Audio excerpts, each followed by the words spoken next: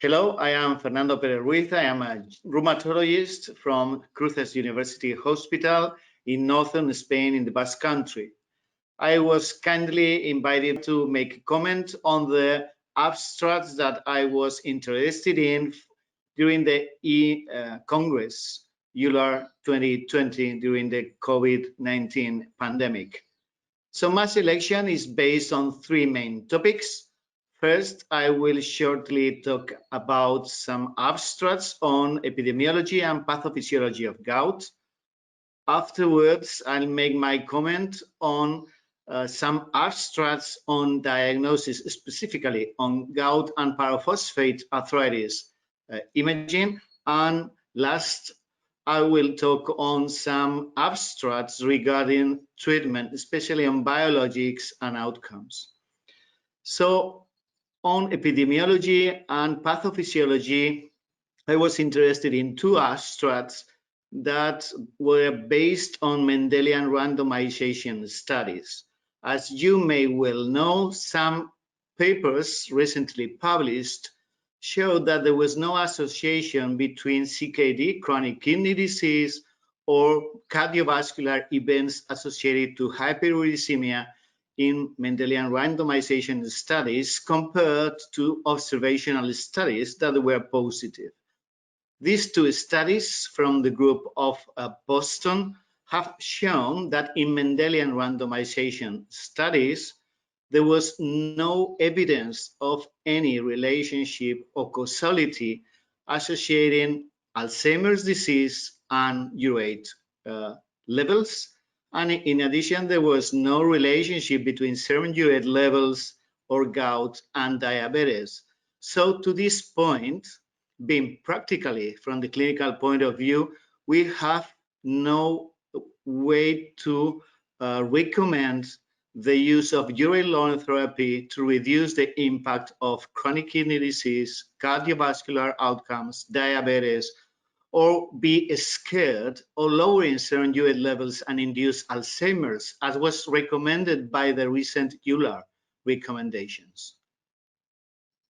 Regarding diagnosis and specifically imaging with double energy computed tomography, two papers showed us that dual energy computed tomography has not been shown to be as sensible as thought, because the first studies were selecting patients with very severe gout with a large amount of deposition.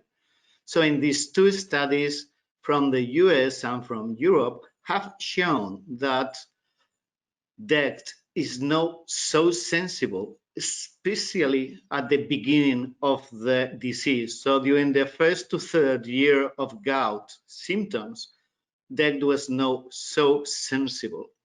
It could be useful to differentiate from CPPD, calcium pyrophosphate crystal deposition, from urate deposition. But in any way, that can show a causality between deposition and symptoms. So some patients may show CPPD and no relationship with clinical manifestations. So to this point, the usefulness in clinical practice of dual energy CT seems to be blunted, and specifically to be used with the most difficult to diagnose patients.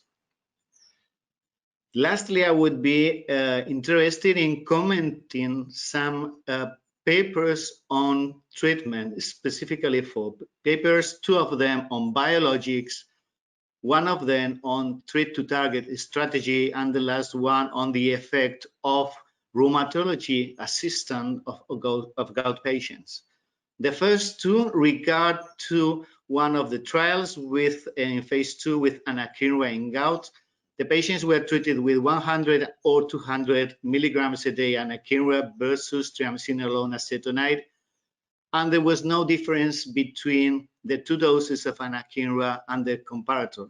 So to this point, for patients in which non-steroidals or colchicine is to be used based on clinical grounds, anakinra may be an off-label medication to be used, especially in patients in whom the use of corticosteroids would not be advisable from the clinical point of view. The second study is a systematic review of the use of anakinra and other biologics for the treatment of acute inflammation in calcium pyrophosphate crystal arthritis, showing that it could also be useful but restricted to those patients in which other medications would not be to be used or refractory cases.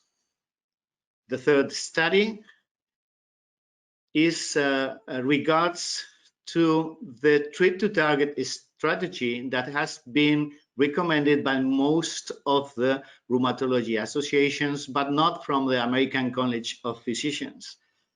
This is a paper was authored by Til Julik and co-workers in Norwegian using the data of a prospective cohort of gout patients, showing that during the first year, 85% of the patients could achieve target serum urate levels when prospectively followed up, just mimicking the results from a randomized clinical trial that was recently published by Nottingham University team.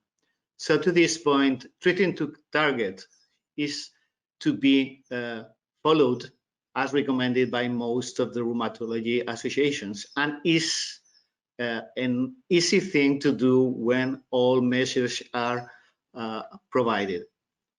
And what's the usefulness of this approach?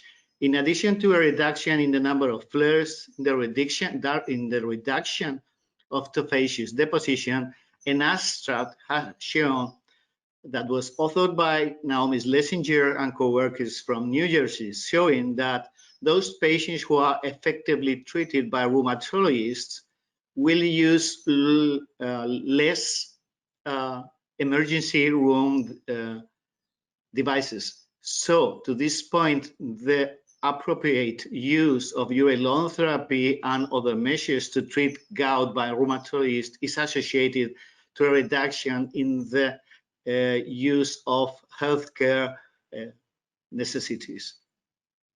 So these are the most interesting papers for me. I have to excuse myself because I didn't select other very interesting abstracts, but it was a very short comment on some especially noticeable abstracts for me. And I thank you for your kind attention.